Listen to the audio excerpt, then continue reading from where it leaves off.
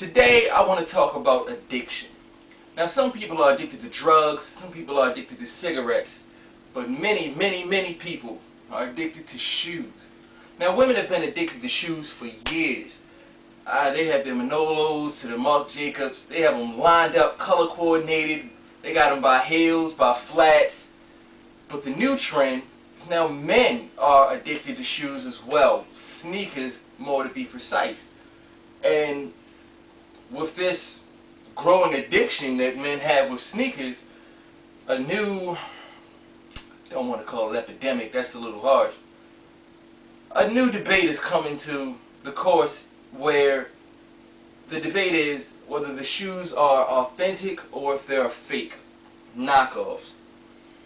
And in that debate, the definition of fake is not really defined well. The lines are very blurry on what fake actually is.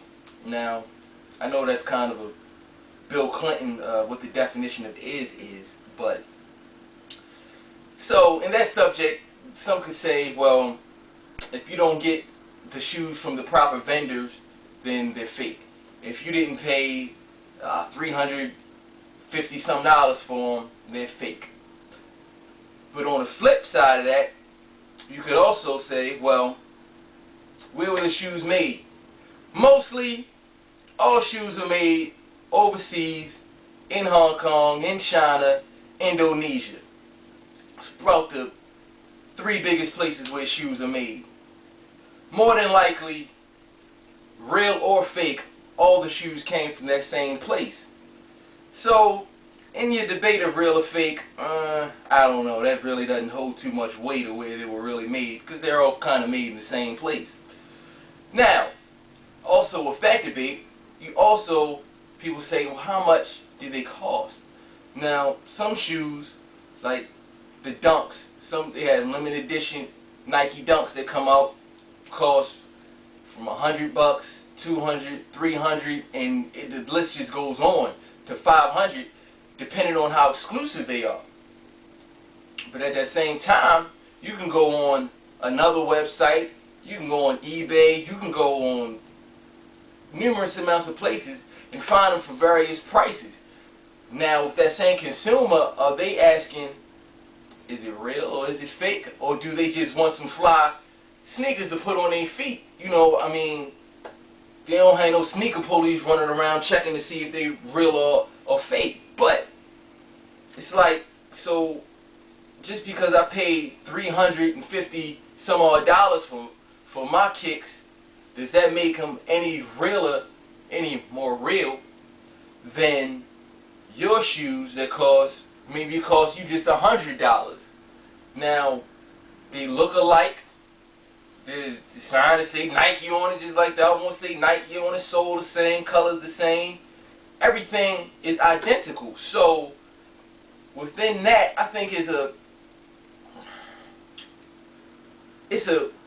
an image that people have within their heads, and at the same time, some people just do it because they're collectors, and collectors of fine things, and they want to have the authentic. And hey, I can understand that. But at the same time, it's like, well, how do you know that one thing is more authentic than another when they are identical? So, who's getting played? You know?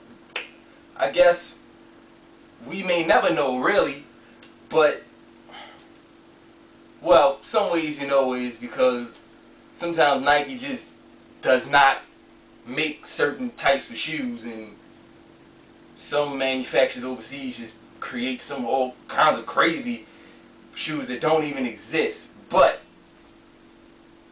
the debate still is whether some things are real and some things are fake. And really, at the end of the day, who would really know?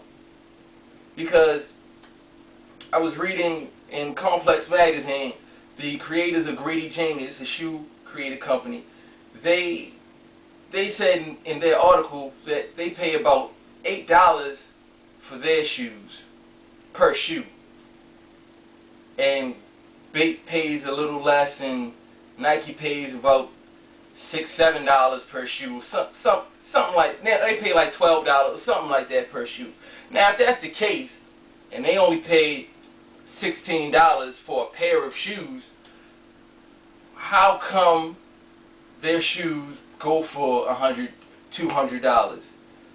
Why is their profit margin so high? It's like you just had a $16 pair of shoes. All right, they were blank canvas. You had to pay somebody to, the colors and to design them and things of that nature. So let's say now they double that, and the shoes cost $32 now. Still, there's a $120 increase that went into those shoes that just came out of nowhere, really. I mean, and nobody wants to question really where the increase came from or why they even paying that much for them. And I mean, I can understand they fly. They some fly shoes. They cool. But at what point are they getting over? At what point are they taking advantage of the consumer? Where this debate is even a subject of topic, because if that's the case in real and authentic, in real and fake, how could you say that something else is more real than something else when they only pay $8 per shoe in the first place?